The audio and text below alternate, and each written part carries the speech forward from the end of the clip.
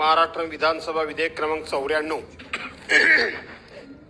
मंजुरी करता आलंय, त्याच्यावर माझी विचार मांडण्याकरता म्हणून उभा आहे. अध्यक्ष महोदय, मंत्री महोदयांनी हे विधेयक आणण्यामागचं कारण आणि सरकारची भूमिका काय आहे ही विशद करण्याचा प्रयत्न केला. आणि म्हणून ही सरकारची भूमिका अतिशय उदार दृष्टिकोनाची आहे. शेतकऱ्यांना, त्याचबरोबर सर्वसामान्य माणसाला न्याय देण्याची भूमिका सरकारची आहे, अशा पद्धतीचं सन्माननीय मंत्री महोदयांनी वर्णन केलं. मंत्री महोदय बऱ्याच वेळेला एखादे विधेयक घेऊन आले की आम्ही त्यांना कुठल्याही प्रकारचा विरोध न करता एकमतानंच बऱ्याच वेळेला मंजुरी देतो. त्यांची अपेक्षा आहे या देखील विधेयकाला आम्ही अशाच पद्धतीचा पाठिंबा द्यावा. परंतु मंत्री महोदय, आपण हे विधेयक का आणलं या संदर्भामध्ये आपण जेव्हा खुलासा करायला बसलात, म्हणजे बोललात, त्यावेळेला नेहमीप्रमाणे आपल्या बोलण्यामध्ये कॉन्फिडन्स नव्हता. नेहमीप्रमाणे हे विधेयक लोकांच्याच फायद्याचं आहे हे सांगण्यामध्ये तुमचा कॉन्फिडन्स नव्हता. अध्यक्ष महोदय, मंत्री महोदयांनी 8ब आणि 9 मध्ये सुधारणा करण्याचा जो निर्णय घेतलेला आहे, त्याच्या पुढे मंत्री महोदय असं म्हणतात की महाराष्ट्र प्रादेशिक नियोजन व नगर रचना अधिनियम 1966 या अन्वये, वास्तविक 1966चा अधिनियम जो आहे तो नगर रचनाकारांच्या अधिपत्यातला हा अधिनियम आहे. खरं तर हा महसूल खात्याचा अधिनियम नाहीये. आणि आपण त्याच्यामध्ये पुढे सेक्शन 37चा उल्लेख केला.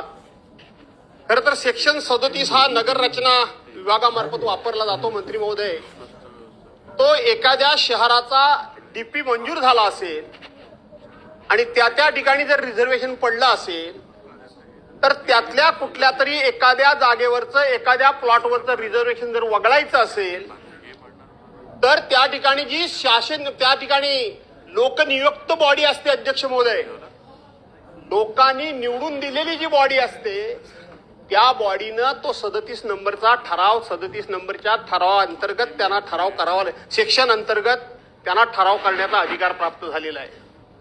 आणि त्यांनी ते रिझर्वेशन का वगळावं हे कारण 37(1) ठीक आहे, त्या केलेला आहे. आता ती कलम सुद्धा वरच्यावर बदलत असतात, नाही अशातला भाग नाही, परंतु तो नगर रचनाच्या कराच्या अधिपत्याखालीच हे कलम आहे खरं. आणि म्हणून त्यांना ते अधिकार दिलेले आहेत आणि त्यांनी तो ठराव करून, प्रस्ताव करून शासनापर्यंत हा निर्णय द्यायचा आणि याचा अंतिम निर्णय त्या बॉडीने घ्यायचा, नाही तर सरकारनं घ्यायचा, शासनाने घ्यायचा. मध्यंतरी काय होत होतं की अशा पद्धतीची जी शासकीय ग्राउंड होती, गार्डन होती, त्याचं वरचं सुद्धा रिझर्वेशन हे मोठमोठ्या प्रमाणामध्ये उठवलं जायचं. रिझर्वेशन टाकताना टाकायचं, नंतर कोणाचा इंटरेस्ट कशा पद्धतीनं क्रिएट झाला की त्या ठिकाणची ती रिझर्वेशन उठवायची.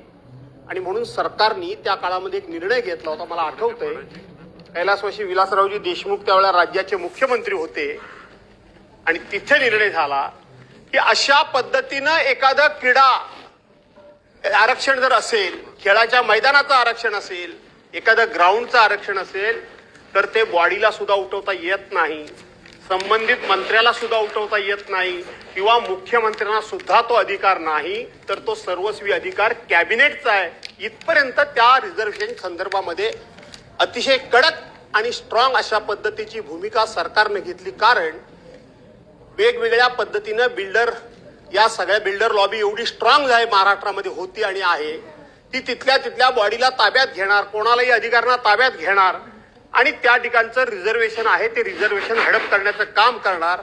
म्हणून हे सेक्शन 37(1) खाली असेल, 37 असेल, त्या ठिकाणी तो अधिकार त्यांना होता. आपण मगाशी बोलता बोलता मंत्री महोदय बोललात, तुम्हाला माहिती आहे माझं लक्ष बारीक असतं, आपण बोलता बोलता असं बोलात की MMR रिजन मध्ये याचा इफेक्ट MMR रिजन मध्ये होईल असं आपण बोललात. याचा अर्थ की या विधेयकाचा उपयोग ग्रामीण भागातल्या सर्वसामान्य माणसाला होईल असं जी आपली समज आहे, माझी समज अशी आहे की ती ग्रामीण भागातल्या सर्वसामान्य माणसाला होण्यातला नाही. दुसरं मी आपल्या गोष्ट एक लक्षात आणून देतो की संपूर्ण महाराष्ट्रामध्ये सगळ्या जिल्ह्यांमध्ये आरपी झालेला नाही, रिजनल प्लॅन झालेला नाही.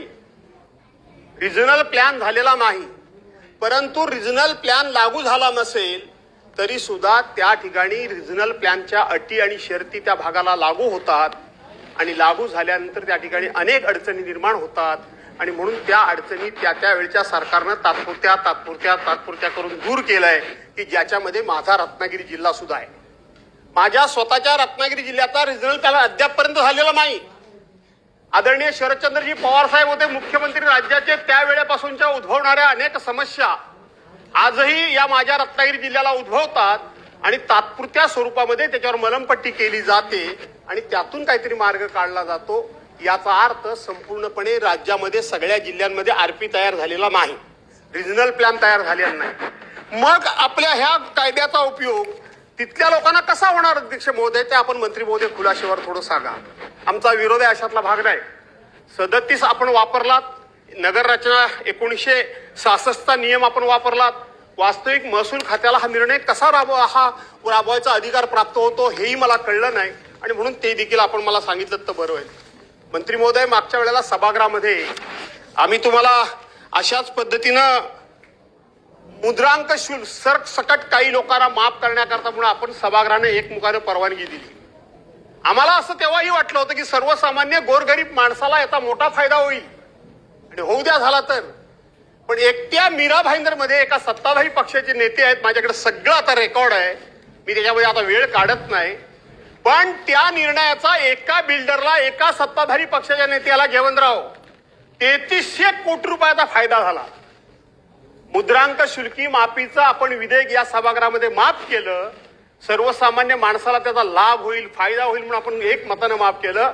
पण मीरा भाईंदरमध्ये सत्ताधारी पक्षाचे एक नेते आहेत, त्यांना एकट्याला त्यातला 3300 कोटी रुपयाचा महसूल माफ झाला, मुद्रांक शुल्क फायदा झाला.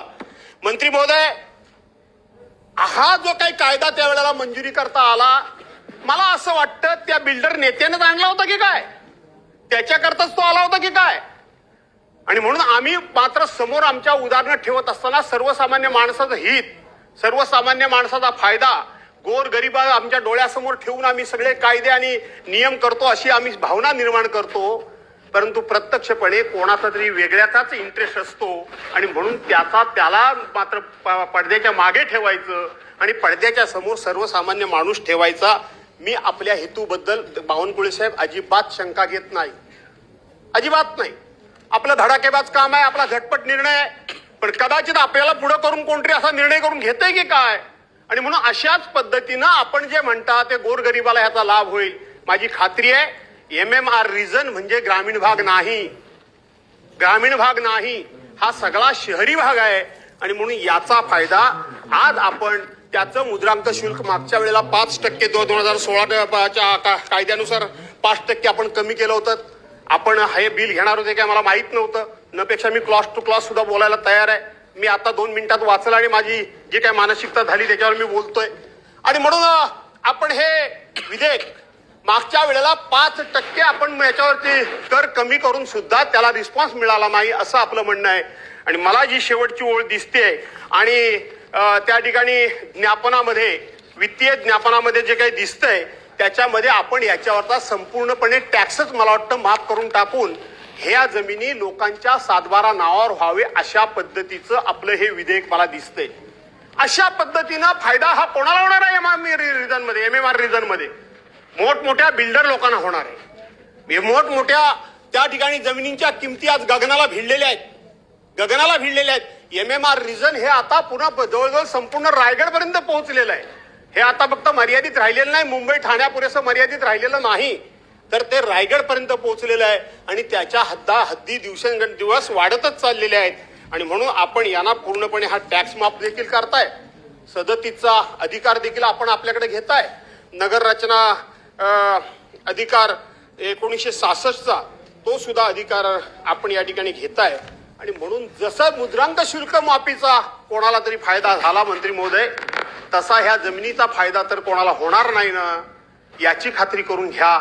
ज्या अर्थी तुम्ही हे विधेयक सभागृहाच्या समोर मंजुरा आणलं त्या अर्थी तुमच्याकडे डाटा निश्चितपणे आहे, त्या अर्थी तुमच्याकडे डाटा निश्चितपणे आहे. कारण अशा प्रकारचं विधेयक येत असताना त्या विधेयकाची संपूर्ण पार्श्वभूमी काय आहे, त्या पार्श्वभूमीचा अभ्यास हा लॉ अँड ज्युडिशरी करत असते.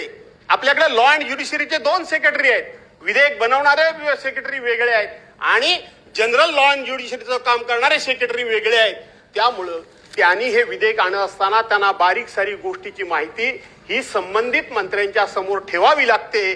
कारण काही कालावधीकरता लॉ अँड ज्युडिशरीचा स्टेट मिनिस्टर मी असल्यामुळं हे विधेयक कसं बनतं, विधेयक म्हणजे नेमकं काय, विधेयकाचे पुढे मागे कोणत्या प्रमाणाचे सकारात्मक किंवा नकारात्मक दुष्परिणाम किंवा चांगले परिणाम होऊ शकतात याचा विचार अतिशय बारकाईनं करावा लागतो. आणि म्हणून सभागृहामध्ये विधेयकावर चर्चा व्हावी ही आग्रह जो आमच्यासारखे सदस्य घेतात त्याच्या पाठीमागचं कारण असं आहे की प्रत्येकाचा कुठे ना कुठे कसा ना कसा केव्हा ना केव्हा कुठेतरी अनुभव हा कामी येत असतो आणि त्या अनुभवातून बनणारा प्रत्येक कायदा हा सर्वसामान्य माणसाच्या जीवनावर सकारात्मक परिणाम करणारा असावा, तो सर्वसामान्य माणसाला न्याय देणारा असावा, सर्वसमावेशक असावा अशा प्रकारची अपेक्षा असते. न पेक्षा कायदा आपण करतो आणि अधिकारी त्याचा दुरुपयोग करून घेतात, अधिकारी त्याचा गैरफायदा करून घेतात. कारण कायदा करण्याचा फक्त आपल्याला अधिकार आहे, तो या कायद्याची अंमलबजावणी करण्याचे अधिकार कुणी किती फुशारक्या मारल्या तरी आपल्याला नाही. शेवटी ते अधिकारात असतात. आणि म्हणून 2-3 प्रश्न माझे जे मी उपस्थित केलेत, सेक्शन 37चा असेल, 1966चा असेल, MMR रिजनचा विषय असेल, RPचा विषय असेल, DPचा विषय असेल, बॉडीच्या अधिकाराचा विषय असेल, हे जे विषय मी त्या ठिकाणी उपस्थित केलेत या संदर्भामध्ये आपण माझं समाधान करावं आणि कराल अशा प्रकारची अपेक्षा बाळगून मी या विधेयकाला तूर्त पाठिंबा न देता थांबतो. जय हिंद, जय महाराष्ट्र. संजय गायकवाड.